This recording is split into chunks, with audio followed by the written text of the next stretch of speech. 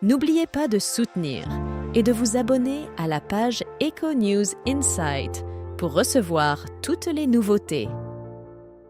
Le dimanche 12 novembre 2023, Dave sera l'invité de Bruno Guillon lors d'une émission diffusée sur RTL. Dans un extrait exclusif divulgué par Gala, le chanteur a évoqué le souvenir de son entrée dans l'appartement de Claude François peu après son décès. Il y a de cela déjà 45 ans, le 11 mars 1978, Claude François s'est éteint à l'âge de 39 ans des suites d'un œdème pulmonaire résultant d'une électrocution accidentelle survenue dans sa salle de bain pendant son bain.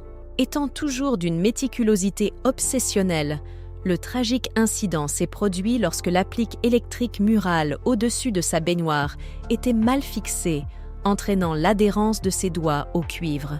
Peu après le décès du chanteur, ses proches se sont rendus à sa résidence parisienne, située au 46 boulevard Exelman. Le dimanche 12 novembre 2023, Dave sera l'invité de Bruno Guillon sur les ondes de RTL, dans l'émission intitulée « Le Bon Dimanche Show ». Dans un extrait révélé en exclusivité par Gala, l'artiste a évoqué le souvenir de ces moments délicats en infecté. C'est Jean-Pierre Bourtère, l'un des paroliers de Claude François, qui a travaillé au sein de la maison de disques de Claude, qui m'a informé « Il est impératif que tu viennes lui faire tes adieux ». De manière franche, Dave a partagé avec l'animateur ses impressions en décontracté. Je trouvais cela particulièrement étrange et complexe.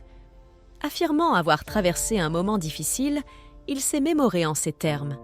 Je me souviens surtout des crises de douleur de sa mère et du regard presque hostile de Kathleen Jones, sa fiancée à l'époque.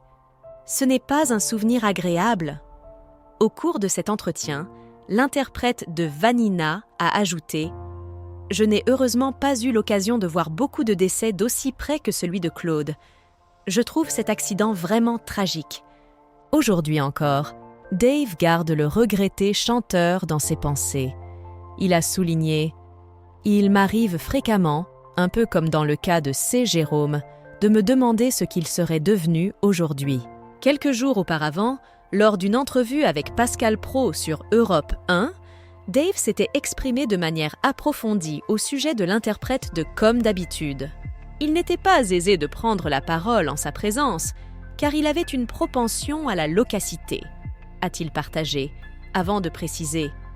Cependant, il convient de noter que ces propositions n'étaient pas dénuées d'intérêt. En toute transparence, Dave a mentionné « Cependant, je nourrissais une véritable admiration pour son sens du rythme.